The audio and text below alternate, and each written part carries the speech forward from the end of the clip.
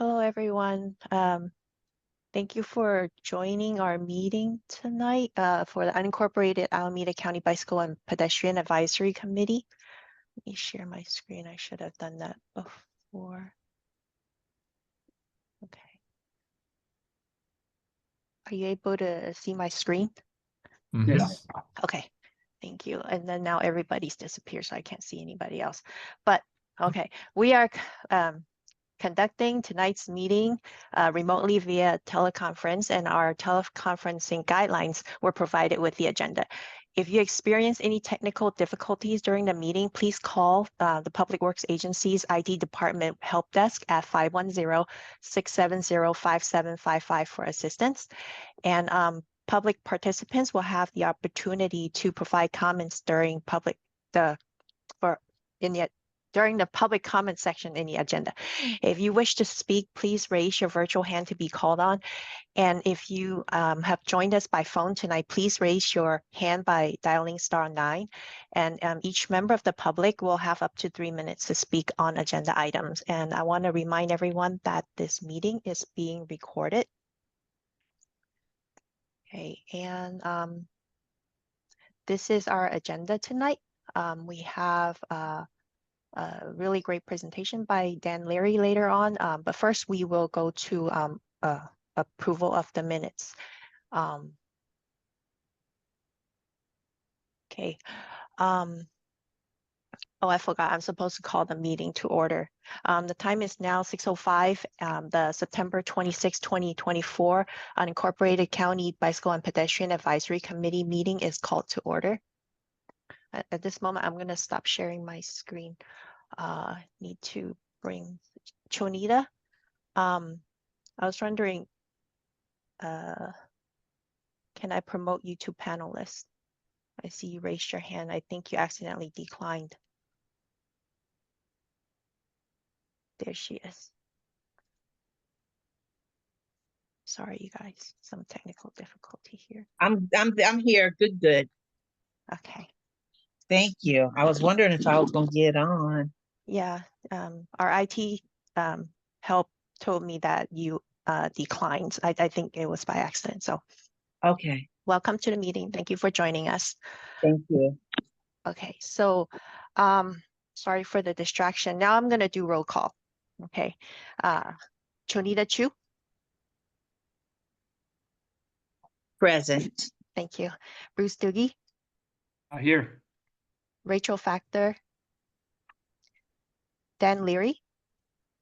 Here. Cindy Torres. Crystal Wang. I know she's absent today. She told me she can't make it. She's out of town. Michael Williams. Here. Thank you. I just want to inform you guys that a couple of the members, Shannon and Nikki, have resigned from the group. So there's 7 on the committee now. And with the 4 of you, we do have a quorum tonight.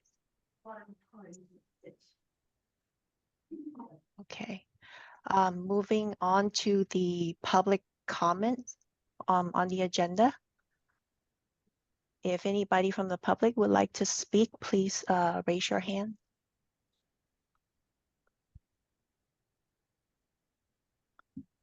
Okay. I see one hand. Yes, second. Okay. Roy, you may speak. You have 3 minutes. This is on the agenda item. Oh, it's on the agenda item? I don't know. Is it just general public comment on items not on the agenda, or is it on a specific agenda item? Sorry, this is for public comments on items not on the agenda. Not on the agenda. Okay. Yeah. Well, so I wanted to make, I guess, the same point I make in every meeting about the membership of the committee. So if I look on the website, there is a document that lists the responsibilities, the charter for this committee, and it says the Director of Public Works established the Unincorporated County Bicycle and Pedestrian Advisory Committee in order to garner community feedback regarding the agency's bicycle and pedestrian program, and the key words are community feedback. But if you look at the membership of the committee, there are 3 members of the committee that are really not representing the community. One is from HARD, one is from AC Transit, and one is from BART. So I don't understand, given that you specifically state in the charter that the purpose of the committee is to give community feedback, why are the people that are clearly not community members would not be representing the community, but are holding positions on this committee? So, and I would ask those people, the so-called representatives of the BPAC, AC Transit, and BART, do you think you belong here? Because this is not an interagency discussion. It's not an interagency forum. If you guys need to connect, you should do that as part of your day job. This is not the purpose of this particular committee. So actually, I would ask you to leave and also resign your positions and allow those positions to be filled by actual members of the community, as it's stated in the charter and responsibilities for this committee. It also says that this committee is to advise on programs and projects in the unincorporated area.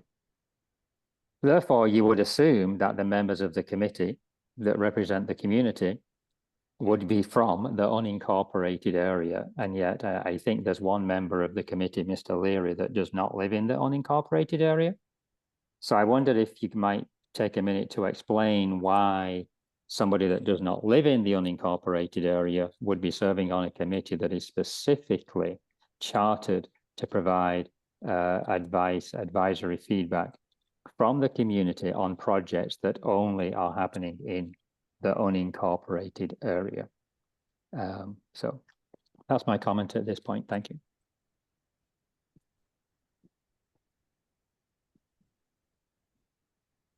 Next item on the agenda is the BPAC's review and approval of the March and June 2024 meeting minutes. At the June meeting, we didn't have a quorum, so we're bringing the March minutes to today's meeting. And I'll open this up for the committee if anyone has any questions or comments about the minutes on for these 2 meetings. And if there's no comments, may I get a motion and second to approve these 2 sets of meeting minutes? I guess my main comment is that the second set of meeting minutes is very nice. It's a lot more detail, so it's great to see a little more detail. I appreciate that. Thank you. I'll second that motion from Committee Member Doogie. Thank you. And then with the motion and second, I'm going to do a roll call for the vote to approve these meeting minutes. Chonita Chu. Approve. Thank you. Bruce Doogie. Sure. Thank you. Rachel Factor. Daniel Leary. Aye. Cindy Torres. Crystal Wang. Michael Williams. Aye. Thank you. Okay, next we will go to our presentation for the evening. Dan Leary, one of our committee members, will wear his engineer hat tonight and present Caltrans Design Information Bulletin 94. This is a document that provides guidelines for complete streets in transportation projects. So I'll hand it over to Dan. Thank you. Let me get this going here.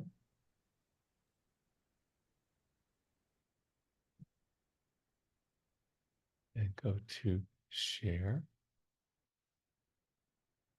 Share that one. And then, okay, can you see that and hear me? Sounds Yes. good. Yeah. Okay. Yes. Okay, well, good evening. In January of this year, Caltrans published Design Information Bulletin 94, which is titled Complete Streets. Caltrans has not previously provided a comprehensive guideline for the design of complete streets. The goal of this slideshow is to provide a summary of this 82-page document, which includes 9 chapters.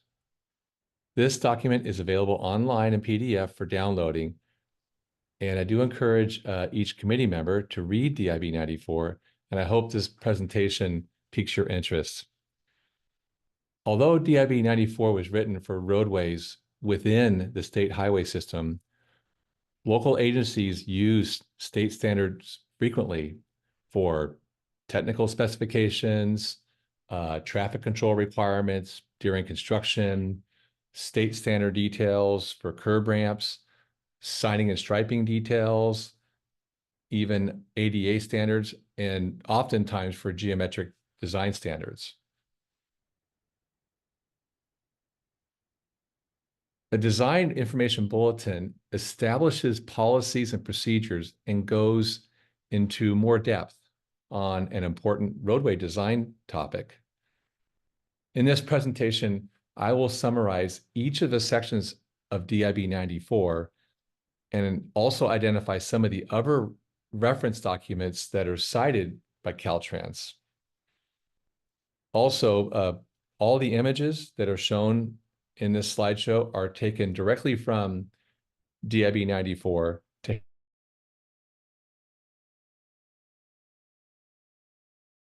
DIB 94 was created by the Caltrans Division of Design and provides guidance for designing complete streets on the state highway system, promoting safe, efficient mobility like walking, biking, and transit. The concept of complete streets, it shifts the focus of transportation planning from vehicle movement as the primary goal to the movement of people and goods. DIB 94 adopts a context-based approach to address community needs and integrates safety through the safe system approach, aiming to improve safety and mobility for all users. For your information, the last Caltrans Design Information Bulletin that was related to complete streets was DIB 89, and that was published in 2022 with the topic of Class 4 and separated bikeways. There is a cover letter for DIB 94 that's from the Director of Design for Caltrans, and her name is Lisa Ramsey.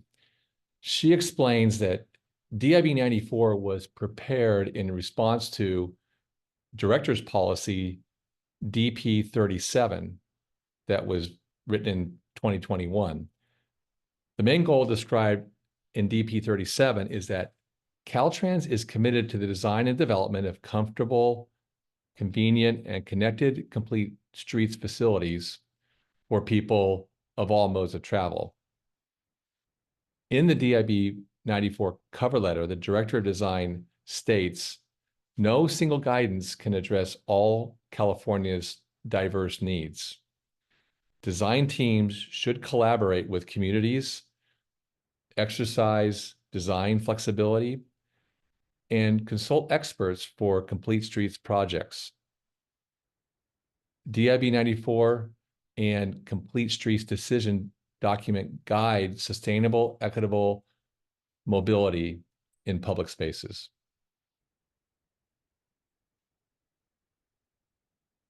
Section 3 gets to the heart of it. It's called design context, and it describes the importance of considering site-specific context when designing complete streets projects. This includes understanding community needs, geographic and topographic factors, land use, and roadway user profiles. But this design process requires both a macro and a micro scale assessment involving community engagement and site analysis. One key component of design context is place type. And place types provide insight into typical land use or design density of the developments, population, transportation and mobility options.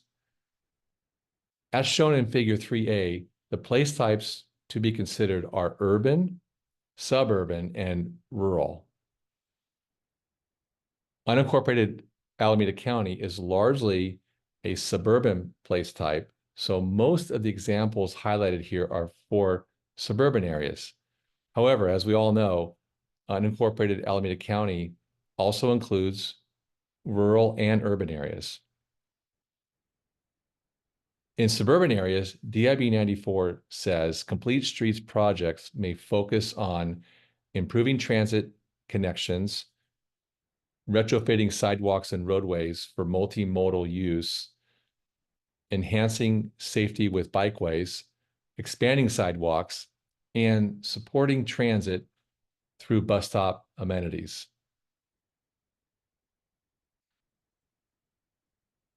Section 3.2, modal priority. In this section, DIB 94 emphasizes shifting transportation design from this vehicle-centric approach to prioritizing other modes of transportation. What Figure 3.2 does is it offers guidelines on how to prioritize modes depending on the place type, ensuring that designs allow and align with multimodal transportation goals. In this figure, I've highlighted the suburban place type.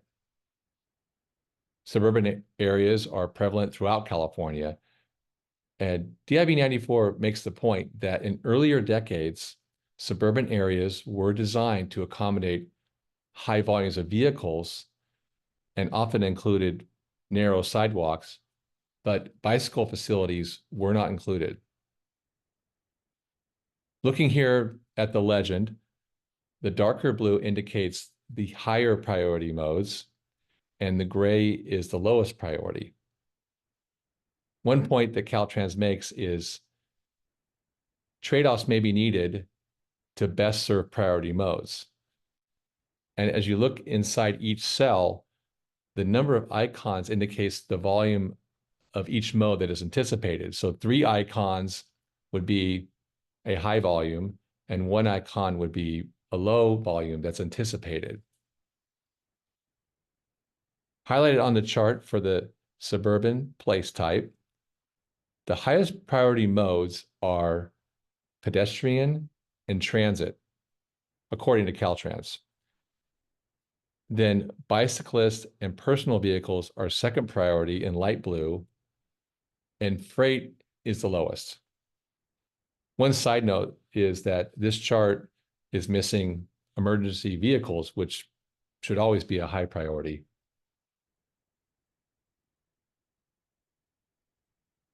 Section 3.1 is regarding road user safety, and it is a short section. It's less than 1 page, but there are some key statements by Caltrans that I want to highlight in section 3.1. It says that pedestrian and bicycle safety is critical as they are the most vulnerable to severe injuries and crashes. Comfortable, low-stress facilities improve perceived safety and therefore encourage walking and biking. DIB says strategies for reallocating roadway space include narrowing lanes, which is covered in the next section. As part of this section on road user safety, I want to expand on the Federal Highway Administration, FHWA, safe system approach, because it's mentioned 6 times in this 82-page document. So I added this slide to briefly introduce this topic. But for more information, see the web link on the slide for more information regarding the FHWA safe system approach. In short, the safe system approach is organized around 6 principles, and they're listed here: eliminate death and serious injury, humans make mistakes, humans are vulnerable, responsibility is shared, redundancy is critical, and safety is proactive and reactive. So safe system approach is about introducing design elements during the project design phase that can help mitigate human mistakes, also account for injury tolerances, encourage safer behaviors, along with facilitating safe travel for all road users.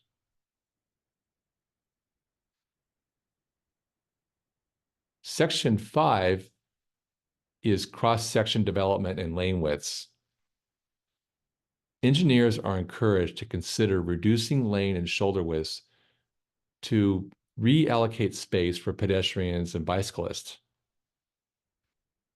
DIB 94 provides updated guidelines for lane widths in constrained environments to support multimodal infrastructure. I've highlighted on figure 5.3 the suburban place type and the corresponding minimum lane widths. For Alameda County, there are many streets with 30 mile per hour and 35 mile per hour operating speeds. According to Caltrans, 10.5-foot wide lane minimum lane widths are allowed. And I think it's important to note on this slide some of the footnotes from DIB 94 regarding limitations to consider. One is evaluate truck access for wider lanes in heavy truck areas. Minimum lane width is 11 feet for transit and large vehicles. Design should be consistent with adjacent local road geometry. And lanes under 10.5 feet require documented design standard noncompliance justification, which used to be called the design exception. They made it longer, but. Section 5 also talks about vehicle speeds. Vehicle speeds significantly impact the safety and comfort of pedestrians and bicyclists, requiring appropriate speed management based on the place type. Speed management is an iterative process, and a single project may not achieve immediate results in reducing speeds. Transitioning between place types, particularly from high speed to low speed areas, requires visual cues and also speed management strategies, such as traffic calming measures. DIB 94 does not provide details regarding speed management, but it does refer to AASHTO Green Book, Chapter 7, and FHWA Safe Systems Approach, and the link is here again.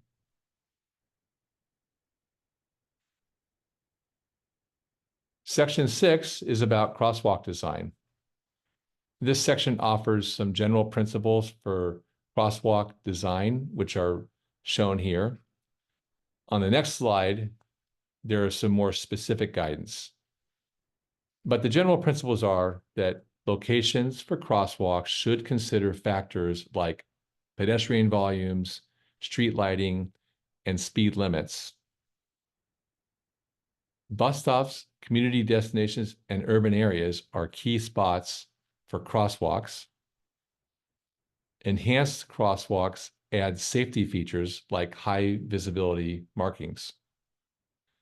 And then listed here, Caltrans actually provides other documents that they recognize for crosswalk design: MUTCD, Highway Design Manual, Pedestrian Safety Countermeasure Toolbox, Caltrans Traffic Calming Guidance Memo, and then the FHWA Guide for improving safety at uncontrolled crossings. One more slide about crosswalk, and this has some more quantitative standards. Place crosswalks 50 to 200 feet from bus stops to reduce conflicts. Install crosswalks near community destinations like schools, parks, and hospitals. In urban areas, place crosswalks every 250 to 500 feet, including mid-block.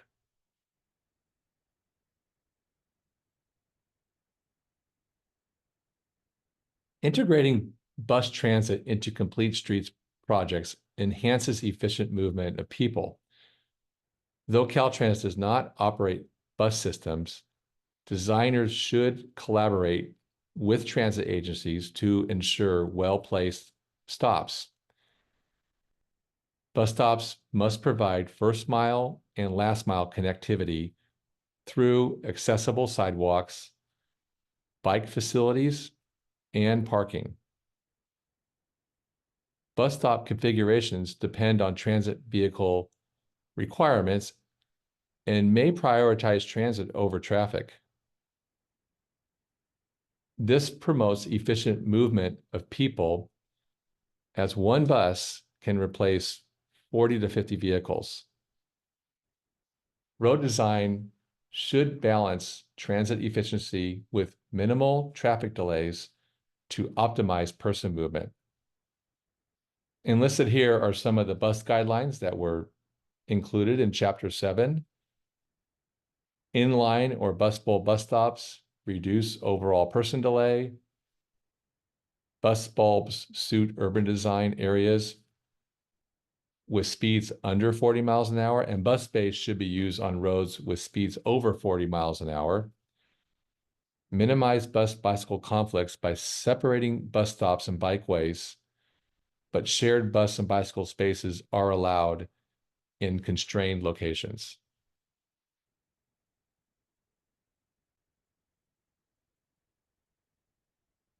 Section 8, Green Streets. This is actually one of the longest sections in DIB 94. Caltrans makes the point that complete streets incorporate Green Street concepts to address environmental needs, also enhance community character, and create livable spaces.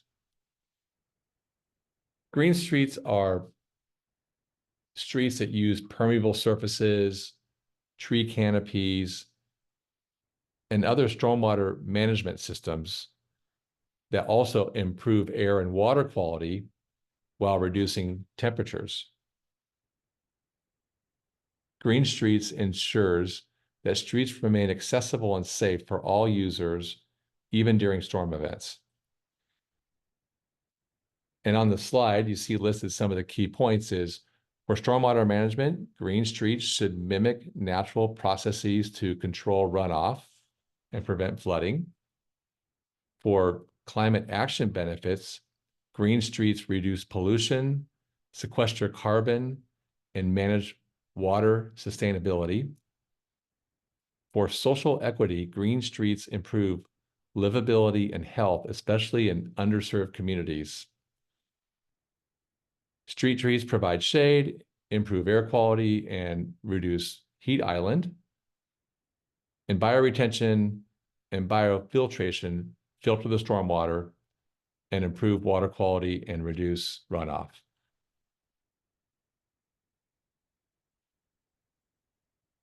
In Chapter 9, Caltrans includes a number of sample cross-sections. I recommend that committee members review the report to see all of the cross-sections. For this slideshow, I selected the urban place type cross-section. So the first slide shows an existing cross-section in an urban area. And this looks fairly typical with 12 and 13-foot wide lanes, 10-foot parking, and 10-foot sidewalks. And for this section, Caltrans is showing 10.5 foot in the number 1 lanes, 11 foot in the transit lanes, wider sidewalks, 2-way class 4 bikeway, and they remove the parking on this road. So there it is. That's all 9 chapters of DIB 94. Thank you, Amber. Okay, thank you for your presentation, Dan. We'll go to the committee for their comments first or questions. I see Bruce's hand's already up. So Bruce. Yeah, I noticed that. I'm glad that last slide showed the removal of parking because I believe when Dan was reading, he said that priorities were the movement of people and goods. So in the old days, it prioritized the movement of cars, but I don't see anywhere where it says prioritize parking. So it's something that we should, you know, take and with us, because the whole point of these roads is to move things and not to store things. And so for some reason we're hooked on parking, and we don't do things that we should because of parking. So that would be that's super important to point out. The other thing is, I don't understand why we're reviewing a Caltrans document. It doesn't really apply to the county. It specifically says, because I have read some of that DIB 94, and they specifically say it's for the state highway system. And then they also make the point, just as you have, Dan, that it's a guide and not anything more than a guide. So I really don't know why we're reviewing that, especially since we're supposed to be advising Public Works as opposed to, I don't know, getting, educated. Bruce, I think what I'd say to that is, I think as committee members, we should be educating ourselves, and we should be looking at all the standards. Certainly, state of California standards are relevant. All the local agencies use Caltrans for all the standard specifications, all the signing and striping that you see. If you look at any striping plan for any local city, they're calling out all the Caltrans details. ADA is big time Caltrans. So the way I would look at it, Bruce, this is a 25-minute discussion we just had. It's not everything, but it's a good place to start, because the topic was Transportation 101, and we want to become familiar with all the standards. And what I really like about this document, I think you should look closely at it. They're referring to a lot of other documents that I've not seen before. FHWA, NACTO. So there's a lot in here. And I would look at it differently, honestly, Bruce, than what you said. I wouldn't just toss it aside. There's some good stuff in here. And this is a long time coming. How long have you waited for something like this from Caltrans? What do you think about that? So what I think is that Caltrans is not very progressive. So I think it's a good start, but we should not be held to Caltrans standards, because our roads are not the state highway transportation system. So we should be going beyond that, and NACTO does. So I'm familiar with quite a few of the standards, including NACTO. And so maybe we should be talking about NACTO as opposed to this particular one, because one of the things that I don't agree that Alameda County, the unincorporated, is mostly suburban, for example. So I know Ashland, Cherryland, San Lorenzo, Castro Valley, the central part of Castro Valley. Those are not, you highlighted that stuff that doesn't apply to those areas.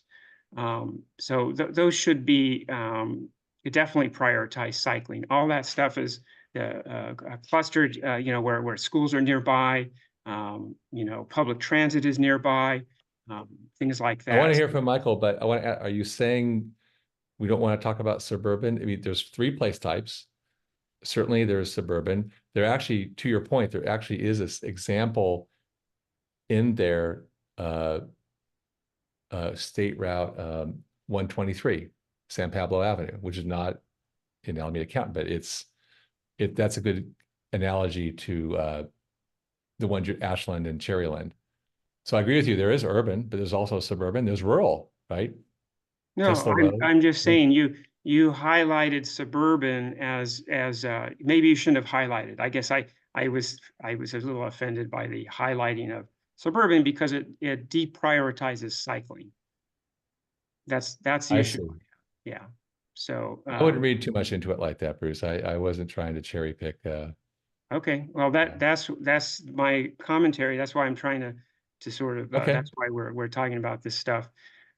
But yeah, so the other comment I have to your comment is, this is an advisory body. It's not we totally should educate ourselves, but we have four meetings, Dan, in the whole year. Okay, we have only 4 meetings, so we can educate ourselves outside of this forum because this forum is designed for us to I see. advise Public Works, right? So if we have more meetings, then we can do this kind of work, but and maybe that they should be special meetings. I think I've said that before. I think we should have workshops and talk about low stress bike scenarios and things like that. So my point is that I'm just not sure if this is the right forum for Okay. this kind of thing. But I appreciate it, and I'm and I You're will welcome. read that more carefully. But I'm familiar with it already somewhat. Okay, should we hear from Michael? Yeah. Oh, you're muted. Okay, how about now? Hear you. So yeah, thank you for that presentation, Dan, and Amber and Dr. Woldessenbet for allowing it. Yeah, Bruce, I agree. I mean, we talked about having outside meetings, but until we do, I think Dan's spot on about everything he said here. Like everything he's outlined, even when he highlighted suburban, in my mind, I just looked at the urban line because I'm doing stuff in Ashland and Cherryland. So I just went right to that line, and there's 3 bikes on there, 3 pedestrians, so it's kind of like you just look at the chart. That was the whole thing. I think this is super helpful to at least get that this is out there. And I think Dan is right, not just agreeing because I know him and like him, but Caltrans is actually, I'm going to disagree with you respectfully, Bruce, a little. Caltrans is very innovative, and they're doing a lot of stuff that's cutting edge. And the fact that they're referring to NACTO and that they use other standards or bringing those things to bear proves that. So this is not your Caltrans in the last 10 or whatever years is not your old Caltrans of yesterday, the way they used to be. And I understand that, but they've changed a lot. And a lot of the leadership are very, they're delving into these issues that this is out there for the cities, the counties, municipalities. I've worked for the state. I've worked for a large municipality locally. So, this is great that Dan brought this and that Caltrans is involved, comes from them. I understand it's the state system, but it does have application because everyone does use their standards. Even BART takes Caltrans standards and then tries to amp them up from there. So I think it's good to have, we don't have outside meetings. So this is exactly what I've been wanting to get. It's just an overview of kind of what's out there, what's on the horizon. And then, so it helps shape things and discussion as we go forward. I don't see how it's not a bad thing. And you didn't say it was, but I think this is very helpful. And I'm super happy to be on the committee and have seen this tonight, because I think it will be very informative going forward. The only thing I did want to add or ask, Dan, can you send that the FHWA slide that you added, because it's not in our packet? And He must have gotten disconnected. I don't see him on the screen anymore. okay. But That we'll one make sure slide. that's added, and I'll include it in the agenda too. The meeting minutes too, when that gets posted. Okay. I'll ask him for the final presentation. Okay. Those are all, and I will say this too, to Roy, if I can, just since I'm here now, I kind of get what Roy's saying, and he's not totally wrong about everything he's raising and his reason for raising it, but I will kind of respectfully disagree with him too. I think that my being here, I'm charged with represents City of Hayward and the unincorporated area. And when I'm here, I do represent, and I bring in information and things. I go to community gatherings, meetings. I get community emails about a lot of these issues. So when I'm here, I am on behalf of HARD representing the community to a great extent. We want to have other people that live in the community. That's all fine, and I support that. But in the meantime, my presence being here is not shortchanging the community, at least within the HARD district. So that's my 2 cents on that. Thank you. Thanks, Michael. Chonita, you can unmute.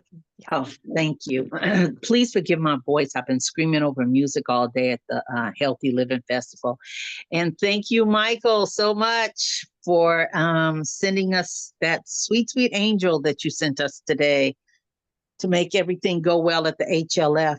a lower interest in transportation, which is what I'm interested in. And I want to thank Dan for his presentation, because I don't get we don't talk about transportation a lot of times enough for me, because I'm a pedestrian and I also drive, and I also take a lot of public transportation. Next week is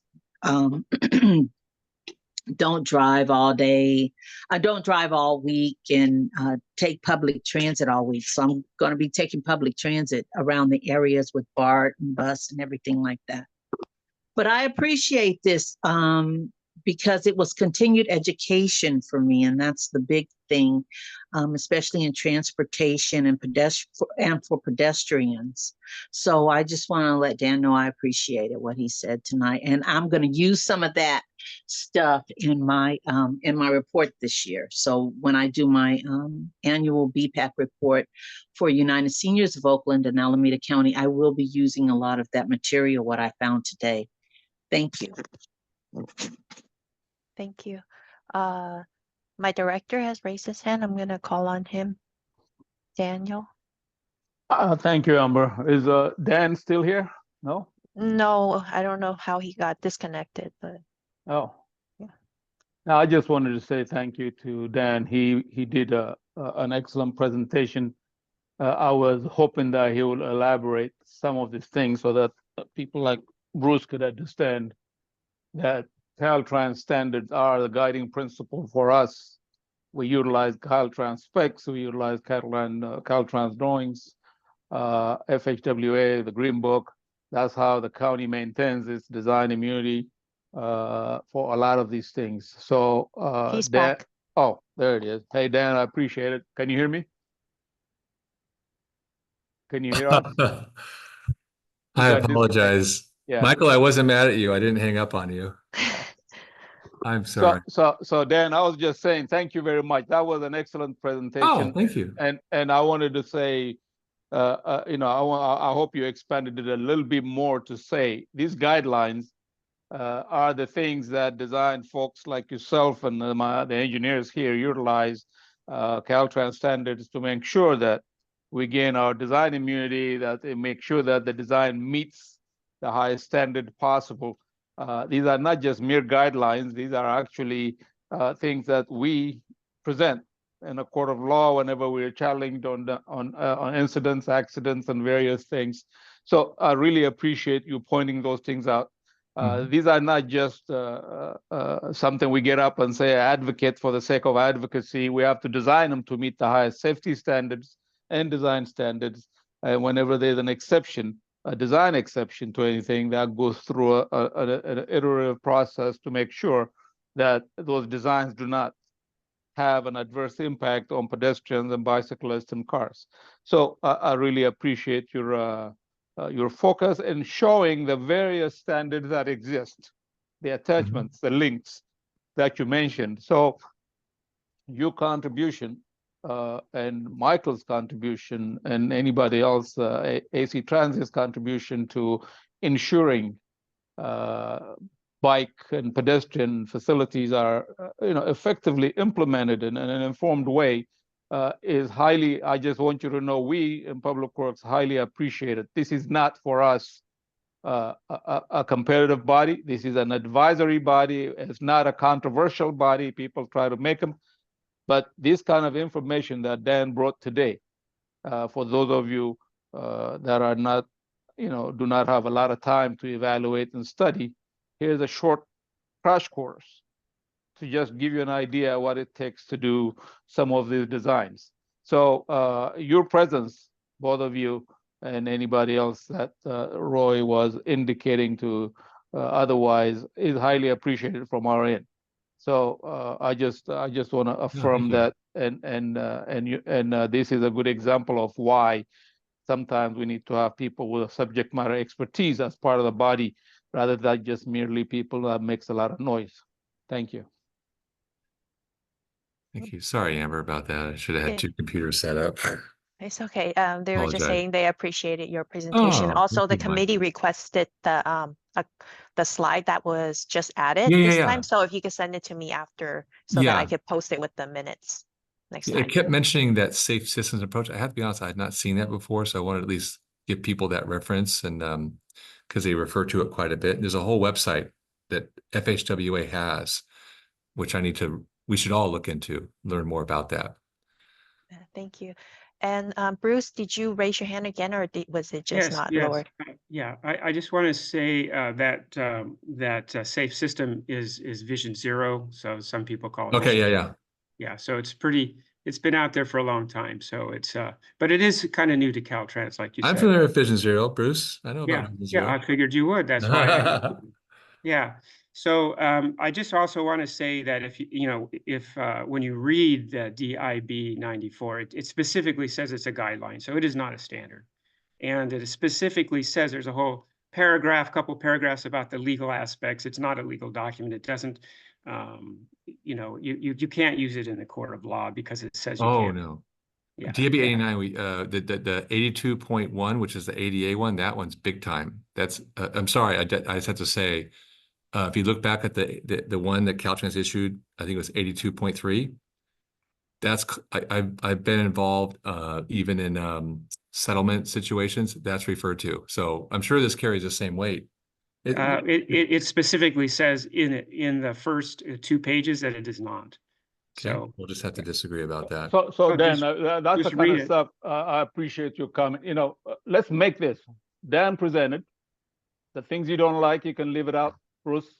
Otherwise, he is a professional in this business for a very, very long time. I can guarantee you, I'll give his word a higher priority and his expertise than anybody making it. I would say the decent thing to say is, thank you, Dan, for presenting, and let's move on. Thank you. I'm just going to say that, I can read. And so, so I don't need to, be an expert to be able to understand the English language. So, if there's no additional comments from the committee, I will go to. I do. I just want to sort of come back to the whole. I think the idea of having education is not a problem. I think everybody agrees with that. I don't disagree with it at all. I would love to have more sessions like this.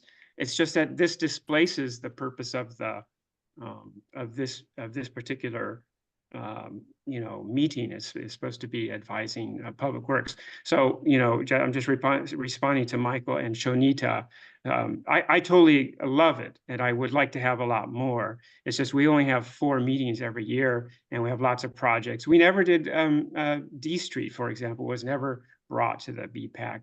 And there's a lot of other stuff that you guys are doing that has never been brought to the BPAC. So that's the problem, So we would like to see those projects. We want to know what you're doing so we can, advise on that. So that's my point. Thank you, Bruce. Okay, we'll go to public comments, and I'll call on Roy Taylor now. Roy, you may speak. Thanks, Amber. Well, I'm sure it took some time to put together the whole presentation. So Dan, I guess, we appreciate you doing that because that's extra time and outside time and not part of your day job. Interesting information. I'm trying to put it in the context of what I read earlier as the charter and responsibilities for this committee. So I'll read that again. The purpose of this BPAC is to garner community feedback regarding the agency's bicycle and pedestrian program and projects in the unincorporated Alameda County. So how does this presentation garner community feedback regarding the agency's program and projects? And I think that's Bruce's point. It doesn't. I totally agree with education for the members of the committee. That will definitely help, members of the committee to provide more informed feedback, but not at the expense of not reviewing the projects, which is the point Bruce is making. The primary purpose of this committee, and it says it in the very first paragraph in the charter, is to provide feedback regarding the agency's program and projects. And yet Public Works has no items on the agenda, is not presenting any information about any of the programs and projects. And therefore, this whole meeting today is not going to garner, in those are the words that are in the charter, is not going to garner any community feedback regarding those programs. So it's really a lost, notwithstanding the value of the presentation and the time and effort put into that, it's completely separate issue that it's not the purpose of this, the primary purpose of this committee, and it's not the only use of the time. So if we want to have these kinds of sessions, that education, that's great, but it needs to be as well as presentations around projects, not instead of, which is the case today. Thanks, Amber.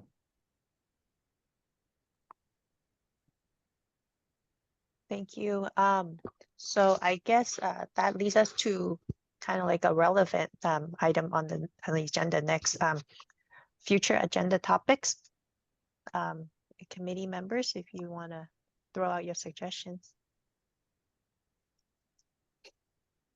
Yeah, so I for one would like to see Somerset come back. So so far the guidance for Somerset is to provide cycling on the sidewalk. So we want to make sure the sidewalk is as bikeable as possible. So that means trying to, get those the ramps for the driveway. It would be nice to get those external. And if there's a couple feet that stick out in the street a little bit like that, then we can maybe put the trees adjacent, some street trees adjacent to these little bulb outs, and then provide the shade that was mentioned in Dan's presentation.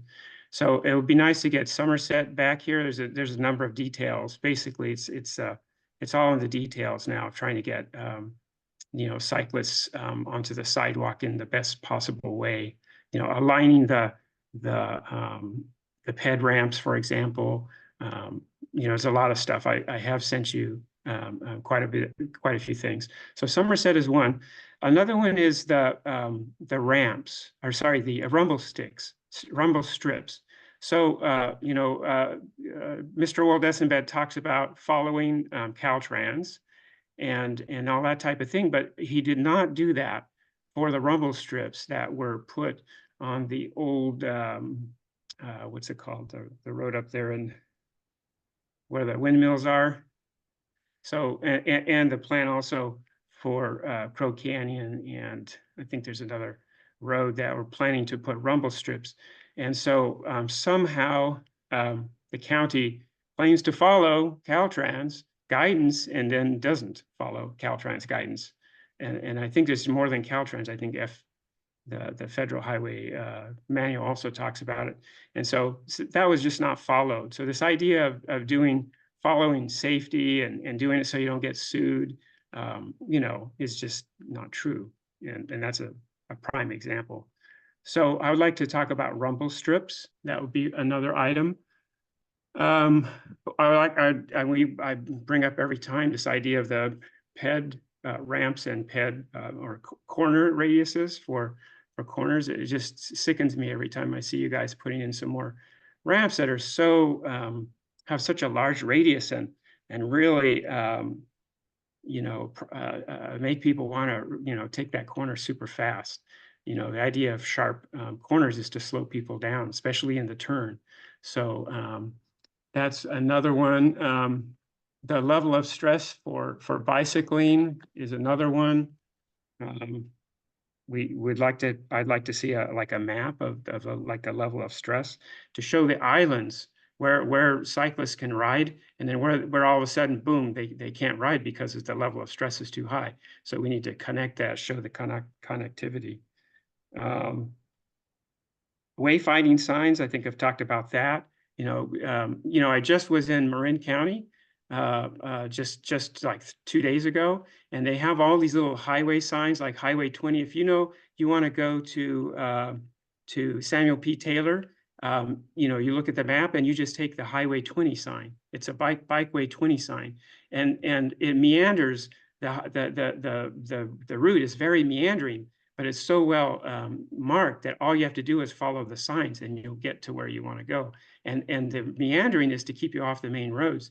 And it's just great. It's just fantastic. So wayfinding signs would be really fantastic. We already did talk about the climate action plan. The wiggle maps, this idea of having, it's a kind of a similar, it goes with the wayfinding, but instead of having it on a map, the wayfinding signs would have it in the streets, which is better than a map. But, San Francisco is famous for having these wiggles to get from point A to point B, so that you can avoid hills and you can avoid traffic and things like that. So I have a couple wiggles. I would like to talk about wiggles. I have wiggles that I do to get to Lake Chabot from the high school. And that would be a good topic. Rumble Strip, Somerset. I think that's it.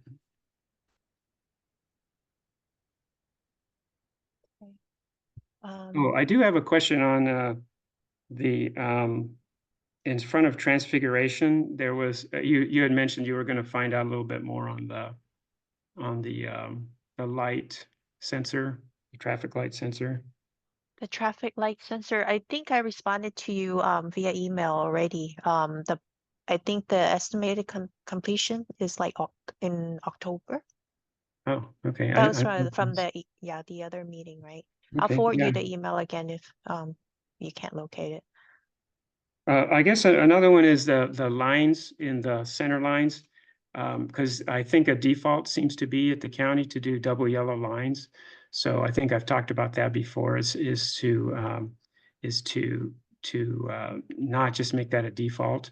So if you have good sight vision, like on Somerset, for example, that's one of the streets I'm suggesting not to put double yellow lines, so people can actually pass, especially when the sidewalk is going to be a little wider. So we want to make sure that people can cross the line to pass, because they don't want to drive behind a 12-mile-per-hour bicycle, because not everyone's going to take the sidewalk. I probably won't.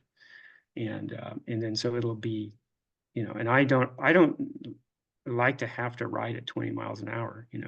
Sometimes I'm tired. And I'm also getting old. So my father rode his bicycle until he was 90 years old. So I'm planning to do the same thing. So I'm not going to be going very fast when I'm, 85 and 90. So, and he rode on the street. So center lines, yeah, so that's it. Bike boxes, we've talked about bike boxes. I've mentioned we never talked about it. So bike boxes could be another one. Mantor at Mission and Redwood at CV Boulevard, and also crossing Forest, the intersection at Forest and Castro Valley Boulevard, where they're doing that construction. They have, I think you said you were going to take a look at it, but they've done a bulb out that looks like it might interfere with a bike lane that's, proposed there for someday. Did you ever find anything more about that? No, the part that's still under construction, right? That property. Mm-hmm. Yeah, I haven't had a chance to look into it. And then the thing is just crossing from Norbridge to Forest, back and forth, north-south for bicyclists. If we could do something there, that's another topic. Okay, that one's a new one. Okay, I see Daniel has his hand up. Daniel? Yeah, so I think we need to make sure we organize these future agendas properly. Bruce just spilled out a bunch of stuff that he'd like to see. So just to use their own argument, we want advisory to the agency. If you're asking for service requests, we do have a info at acpwa.org. You could put in those requests.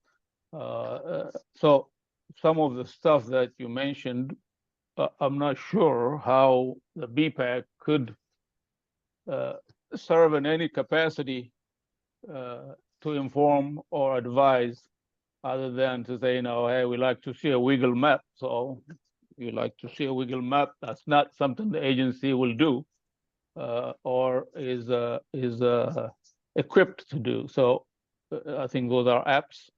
So I would say let's focus your thought processes as to what is it that you want to say. For example, you say crosswalk. I mean, crosswalks or ramps. if there is a project that we bring in and the ramps are designed in a certain way, you can provide comments on them. Otherwise, the various ramp design standards are available to the agency engineers and they can utilize. So I would say in order to make sure that this body provides an effective advice to improve pedestrian and bicycle facilities, you might want to begin to really focus on what kind of agenda do you want to see moving forward. And that way you could have, if you just simply say, I'd like to see a signal at this intersection, that I consider to be a service request. That's not, any resident, any citizen could put, I have a pothole on the street, they submit that, we react to them. Or, we like to see a sidewalk in this street, we put that in our capital improvement. So that, I don't see that as an advisory role for this body. So the question is, I'm hoping that this body becomes more engaged when we start the bike ped master plan revision process, which I think is where a lot of this is a policy level discussions that some of the ideas that Bruce is bringing up can be really integrated into the system. So I would encourage you not to get into the small details of I like to see this, I like to see this at this intersection, at that intersection. That seems more, like I said, a service request type of stuff. If you want to engage, and I'm hoping that would be the case when we start the, like I said, the bike ped master plan. That would be the time when, connectivity, stress levels, and all those various things that actually could inform decisions can be integrated into the system. Otherwise, I'm not sure we can sit down and talk about wiggle maps or wayfinding signs in this body. Because if you come up and say, I like to see wayfinding sign, we agree. So, there's not, it does not advance the greater picture of what we're trying to accomplish for bike ped in a bike ped scenario. So I encourage you to really refine. This is not just to Bruce, to everybody.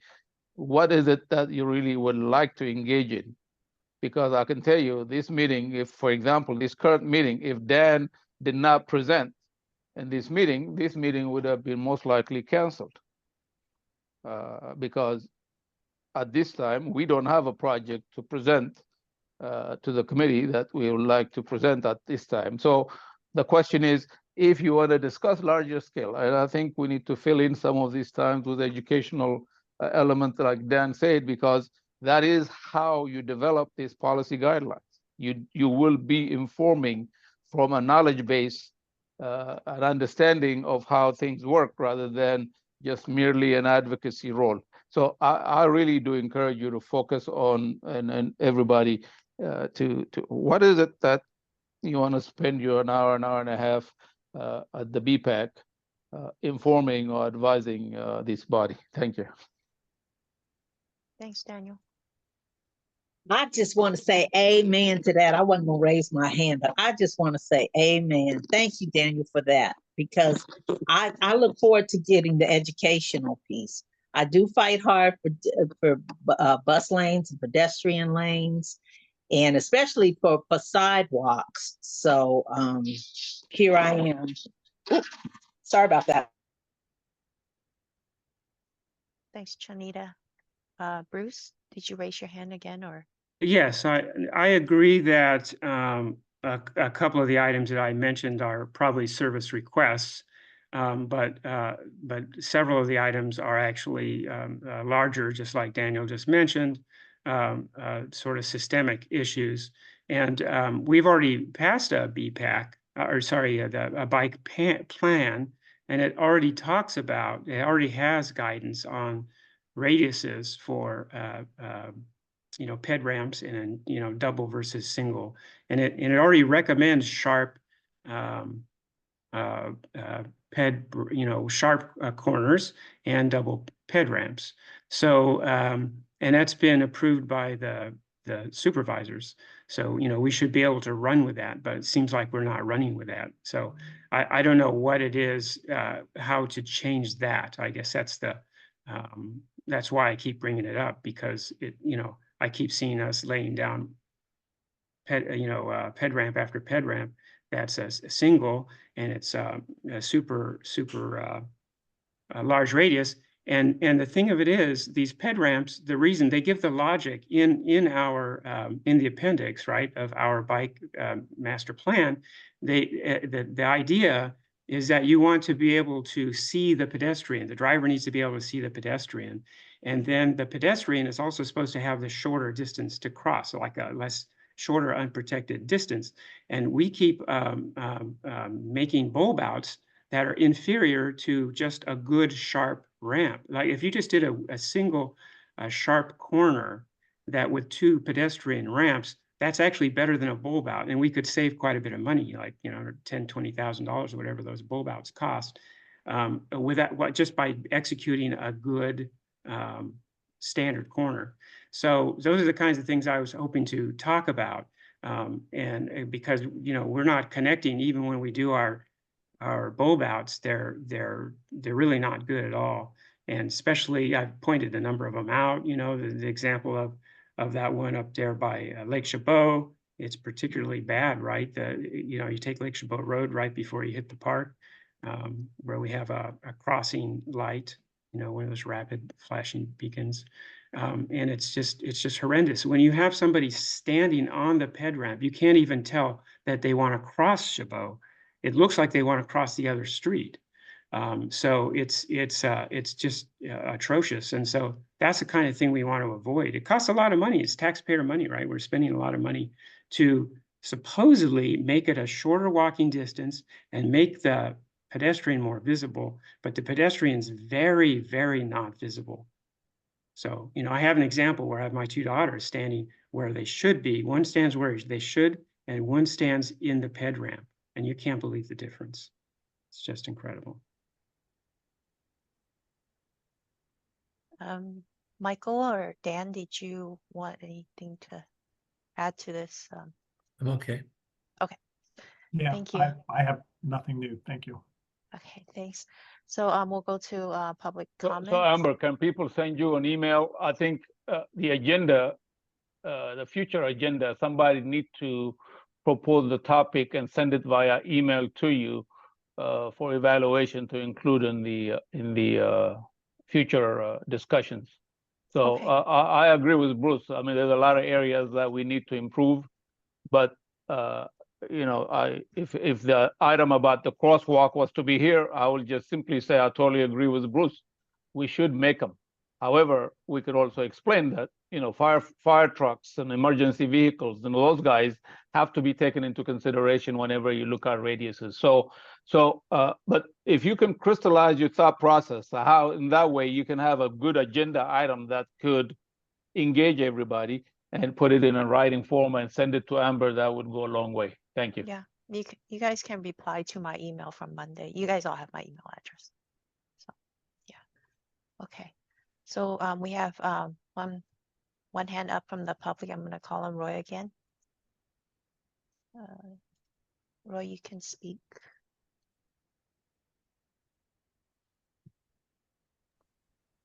Thanks, Amber.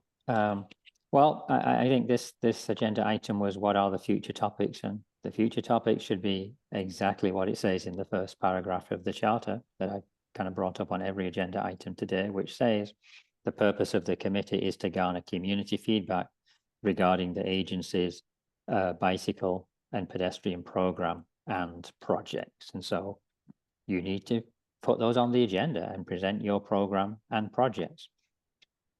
I am concerned at the statement that Mr. Waldesenbet made, which is we don't have any projects to present, because it cannot be that you cherry pick the projects that you want the BPAC to look at. The BPAC should be allowed to look at all bike and ped projects. The problem is nobody knows what those are. So your starting point, so it doesn't make any sense to say what do you want to discuss, because nobody knows what projects you have ongoing or planned, and so they can't say that one or that one. So your starting point needs to be to provide more transparency and visibility to the list of your current projects and your planned future projects, so that the BPAC can look at that and they can say which projects they would like to be brought forward for review. Because right now that is completely hidden from this committee, and you guys just cherry pick 1 or 2 a year to decide to bring forward. So I think you really need to change that process, provide full visibility to your full list of projects and let the BPAC pick from the list of projects. Yeah, that would be one thing. I actually second, though, on a couple of specific ones, definitely second bringing Somerset back, because the BPAC probably does not know, but the design of Somerset has now changed since it was presented to this committee. And as a courtesy, I think this committee deserves to know why and how that changed, because it's debatable if it really changed for the better. And then higher is one that's coming up, where you had a very vague drawing of that the last time it was brought here. So has that advanced, and is there more detail there?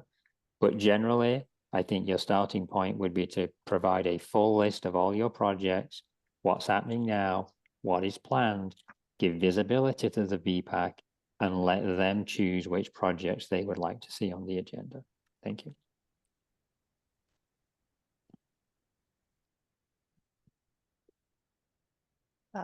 Daniel? Yeah, Amber. So usually I don't respond to public comment, but seems like Roy keeps saying things that only make sense to him, my judge. So the committee, the BPAC, is advisory to this agency. Sometimes we go out there and seek your advice. And if your advice is of value, we will integrate. If it's not, we won't. For example, Somerset is a good example. Somerset, you guys have looked at it, the community has looked at it, the board has looked at it, the decision has been made. I'm not asking the committee to design, to take on the design of the project.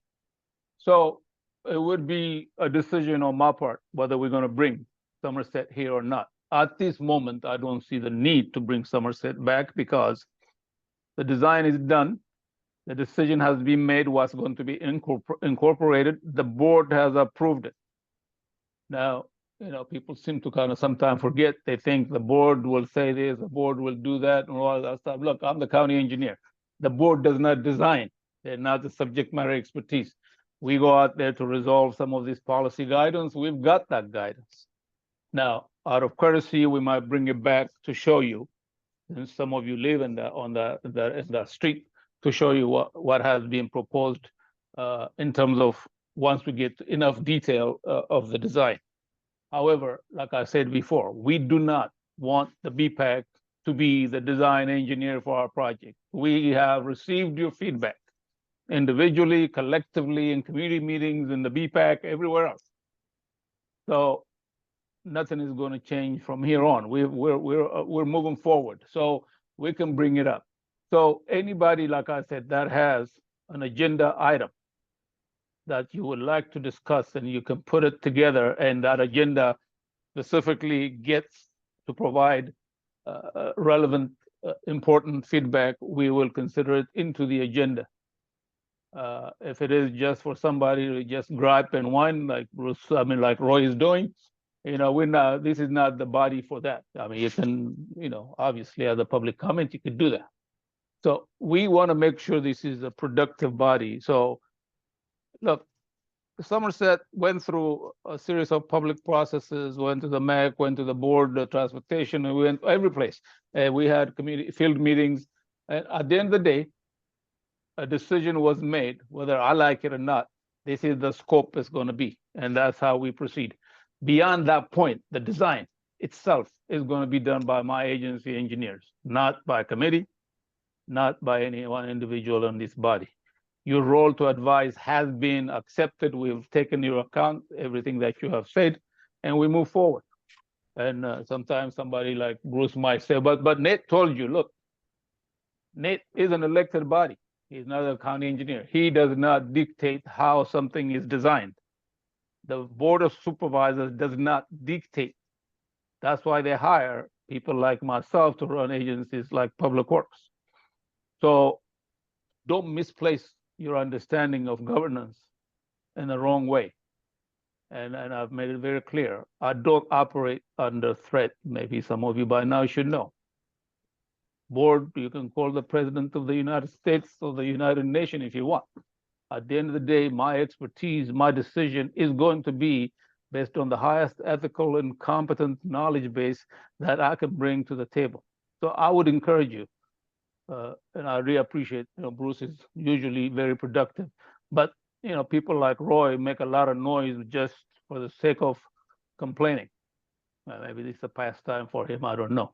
But like I said, this body can actually become a very productive body to ensure that pedestrians and bicyclists and other users of the public infrastructure are operating safely. There is no us versus them. So if you have that thought process, get rid of it, because there's no us versus them.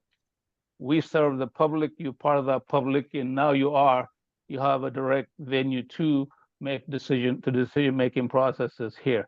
So if we can make it productive, if we can make it complementary, if we make it more engaging rather than pointing fingers, I think we go a long way in a better way. And once again, I have to leave in a little while, but Dan, thank you for the presentation today.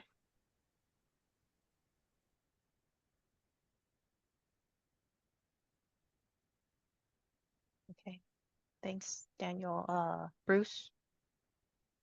Yeah, I just want to say that Roy had a good point about projects. So we don't know what you guys have on the burner. So, that might be a good suggestion to, give us an idea of what you're working on, so that, we could basically say what we think is important on that list. So, anything that's even remotely bike and ped, we should know about it, and then we could give our input on what we think is a priority. So that's I think a pretty valid point.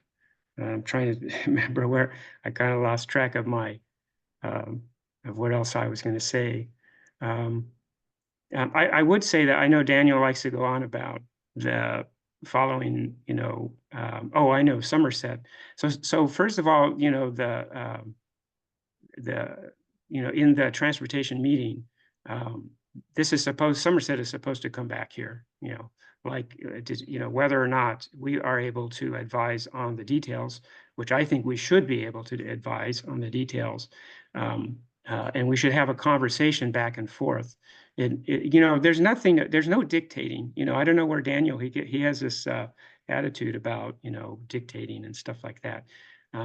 But, you guys as engineers should be able to explain to us as non-engineers, although I am an engineer, as to why you can't do something. So there should be some interaction back and forth. It shouldn't be you guys are the gods and you guys know what you're doing, because you don't.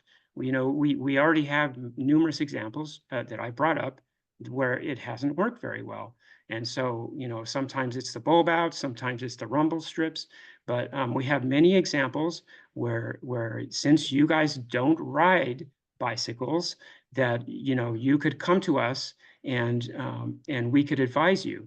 I looked into that for the rumble strips, for example, and I looked at to where it was approved by the Board of Supervisors, and there was no detail in there. So even if they knew about that design information, at the Board of Supervisors, they had no way to say anything about it, because that detail just wasn't approved. That wasn't part of the approval. So, I just want to say, Nate has said this should come back to the Somerset should come back here, and he's also said that he wants what do you call it, commute hour bike lanes. And so he said he would leave it up to you whether you bring it back to the public or not. But those commute hour bike lanes were a part of his deal for having people ride on the sidewalks. So, and he very clearly said he wanted bicyclists to be able to ride as freely as possible on the sidewalk. The whole idea is to make the sidewalks as rideable as possible. So that's a lot of detail involved in that. And if there's some things that you can do, then, you know, we should have that discussion, but it shouldn't be top down dictated. You guys are the ones talking about dictating. You know, you're saying that people shouldn't be dictating to you. You guys are dictating to us, because there is leeway in the design of stuff.